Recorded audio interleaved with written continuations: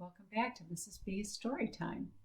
I hope you've had a chance to find your favorite chapeau or blanket or pillow, and you can join me while we read together. Maybe God is Like That Too.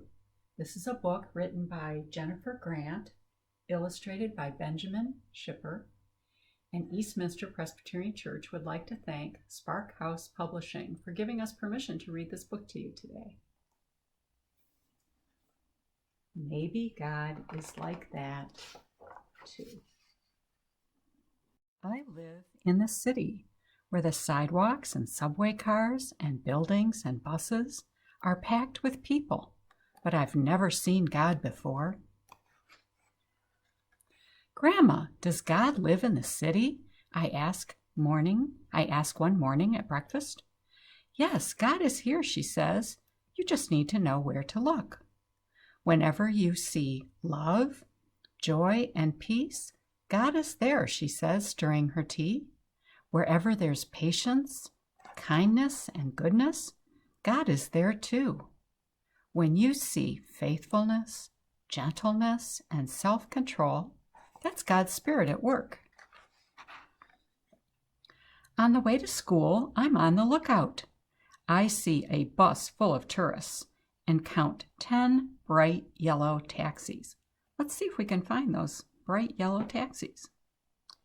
1, 2, 3, 4, 5, 6, 7, 8, 9, 10.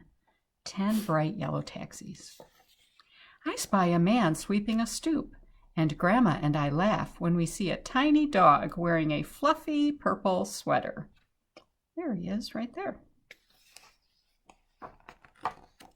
At school, Grandma hands me my lunch and hugs me close before she says goodbye. That's what love looks like to me. Maybe God is like that too. On the swings, I pump so hard I see over the wall into the alley. My friends shout, higher, higher, as my feet fly way up into the sky. That's what joy looks like to me. Maybe God is like that too. Outside, car horns blast and sirens scream, but my classroom is quiet and calm. That's what peace looks like to me. Maybe God is like that too. I try to tie my shoes, but the laces tangle around my fingers. My teacher sits down beside me and shows me how to tie them. That's what patience looks like to me. Maybe God is like that too. On the way home, I see a doorman wearing a red cape and a hat with a shiny brim. See, there's his cape and his hat and his shiny brim. He's holding the door for a man using a wheelchair. The man moves very slowly, and the doorman chats with him and smiles. That's what kindness looks like to me. Maybe God is like that too. While I'm setting the table for dinner, there's a knock at the door. It's our neighbor from downstairs bringing us a loaf of bread. It's golden brown and warm and wrapped in a thin white towel. That's what goodness looks like to me. Maybe God is like that too. After dinner, I work on my homework while Grandma stands at the kitchen sink washing dishes and humming to herself, just like she does every single night. That's what faithfulness looks like to me. Maybe God is like that too. At bedtime, Grandma sits at the edge of my bed, singing me a lullaby and stroking my head. She tucks my blankets up close around me. That's what gentleness looks like to me. Maybe God is like that too.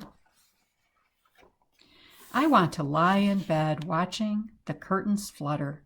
I want to talk about that dog we saw today and how high I can swing. But Grandma says that once I'm tucked in, I have to stay in bed until morning. I close my eyes and try to fall asleep. That's what self-control looks like to me. Maybe God is like that too. I saw God over and over again today whenever I saw love, joy, and peace, and wherever there was patience, kindness, and goodness. When I saw faithfulness, gentleness, and self-control, I saw God's Spirit at work. I don't see God the way I see my friends, or the streetlights, or the river, but I see signs of God's Spirit all around me, right here in this city. I know what God is like. Maybe I can be like that too. The fruit of the Spirit is love, joy, peace, patience, kindness, goodness, faithfulness, gentleness, self-control. And that's from the New Testament book, Galatians, chapter 5, verses 22 to 23a. Thank you for joining me today during story time. Wasn't it a lovely book? So I hope during the week you might look for where God's Spirit is at work in your life. But until next week, don't forget, God loves you, Eastminster Presbyterian Church loves you, and I love you. Bye-bye.